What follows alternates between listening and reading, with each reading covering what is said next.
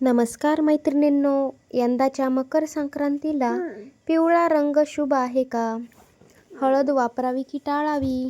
साडी, बांगड्या, दागिने, गजरा घालताना कोणते नियम पाळावेत? आणि या 3 कोणत्या वस्तू चुकूनही वापरायच्या नाहीत, नाहीतर शुभ फळ थांबते. आजच्या व्हिडिओमध्ये संपूर्ण माहिती जाणून घेऊयात. यंदा पिवळ्या रंगाचे महत्त्व. मकर संक्रांत म्हणजे सूर्याचे मकर राशीत प्रवेश होणे. पिवळा रंग हा सूर्य, समृद्धी, आरोग्य आणि सौभाग्याचा प्रतीक मानला जातो. यंदा पिवळा रंग शुभ आहे. हलका पिवळा, मोहरी, केशरी पिवळा अधिक लाभदायक आहे. फार गडद मळकट पिवळा टाळावा. हळदीचा वापर करावा का? होय, पण योग्य पद्धतीने. पूजेसाठी हळद वापरावी.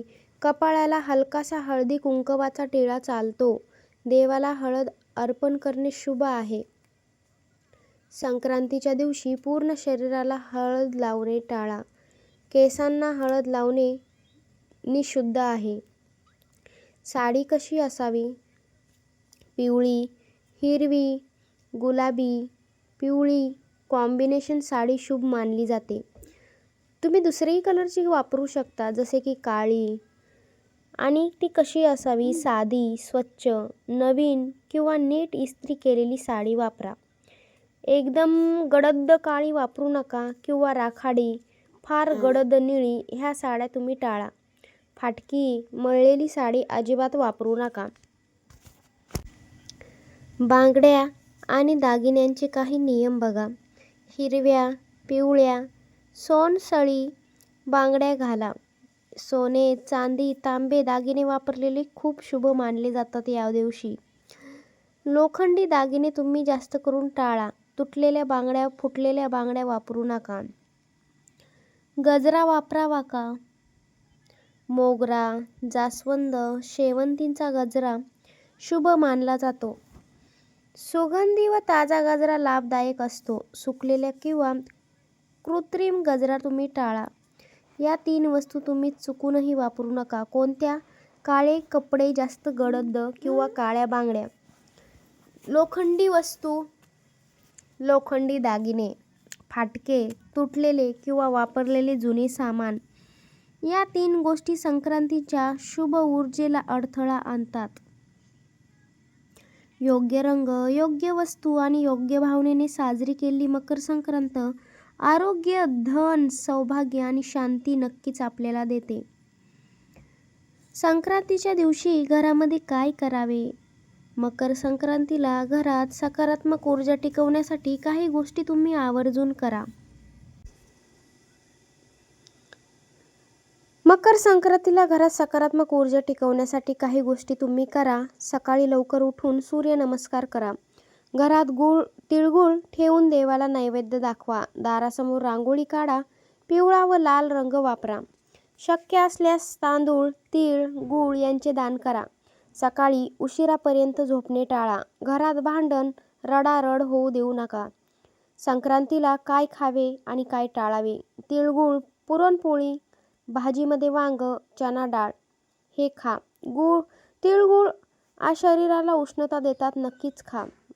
गूळ आणि तिळ हे चांगले असतात. फक्त आंबट, फार तिखट पदार्थ तुम्ही टाळा. संक्रांतीच्या दिवशी उपाशी तुम्ही राहू नका. संक्रांतीच्या दिवशी तुम्ही संध्याकाळी एक छोटा उपाय नक्की करा. संध्याकाळी सूर्यास्ताच्या वेळी घराच्या देवघरात किंवा ओट्यावर एक दिवा लावा. त्या दिव्याजवळ 11 वेळा म्हणा ओम सूर्याय नमः. हा छोटासा उपाय अडथळे दूर करतो आणि नवीन मार्ग दाखवतो. सौभाग्यवती महिलांसाठी खास नियम. केस स्वच्छ विंचरणे, नीट विंचरलेले असावेत. कपाळावरती कुंकू असावे.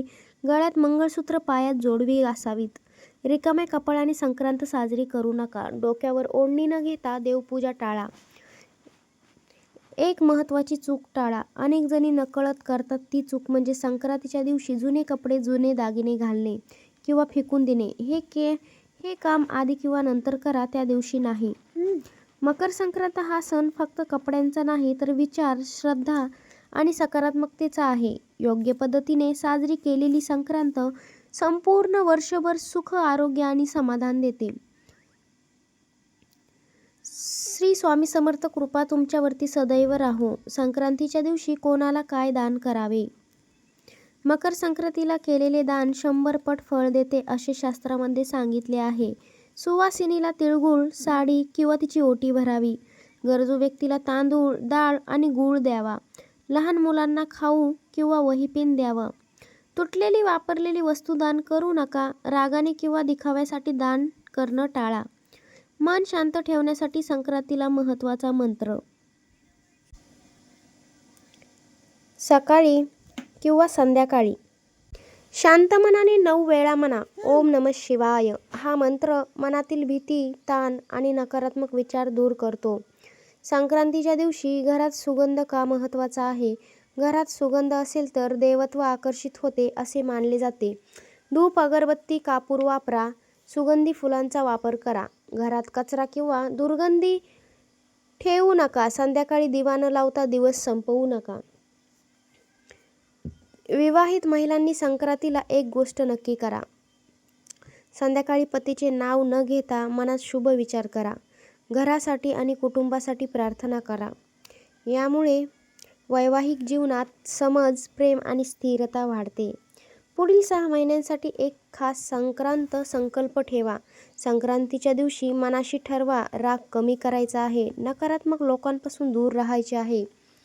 रोज किमान 5 मिनिटे देवस्मरण करायचे. हा संकल्प पाळल्यास पुढील 6 महिने जीवनात बदल नक्कीच जाणवतो. मैत्रिणींनो, आज सांगितलेल्या छोट्या छोट्या गोष्टी मनापासून केल्या तर मकर संक्रांत फक्त सण न राहता जीवन बदलणारा दिवस ठरतो आणि खूप स्त्रियांसाठी हा महत्त्वाचा दिवस असतो. हा व्हिडिओ शेवटपर्यंत नक्की तुम्ही पहा. सकाळी उठताच एक वाक्य तुम्ही बोला. संक्रांतीच्या दिवशी डोळे उघडताच मनात किंवा हळू आवाजात म्हणा, आजचा दिवस माझ्या आयुष्यात सुख, शांती आणि समृद्धी घेऊन येऊ. हेच वाक्य दिवसाची दिशा बदलते. सूर्याला अर्घ्य देताना एक गोष्ट लक्षात ठेवा. तांब्याच्या भांड्यात पाणी घ्या. त्यात थोडी हळद किंवा लाल फूल टाका. सूर्याला अर्घ्य देताना मनात कृतज्ञता ठेवा. कोणतीही इच्छा मोठ्याने बोलू नका. तक्रार किंवा रडारड करू नका. संक्रांतीचा खरा अर्थ. संक्रांत म्हणजे जुनं सोडून नवं स्वीकारणं. जुन्या दुःखांना निरोप देणं. नव्या आशेचं स्वागत करणं. सकारात्मकतेची सुरुवात करणं. जर मन स्वच्छ आणि श्रद्धाखरी असेल तर मकर संक्रांत तुमचं नशीब बदलू शकते. मैत्रिणींनो, व्हिडिओ आवडला असेल तर लाईक करा, शेअर करा, कमेंटमध्ये श्री स्वामी समर्थ म्हणायला विसरू नका. व्हिडिओ पाहिल्याबद्दल धन्यवाद. आणि आपल्या चॅनेलवरती नवीन असाल तर सबस्क्राईब करा आणि व्हिडिओला हाईप नक्की द्या. धन्यवाद.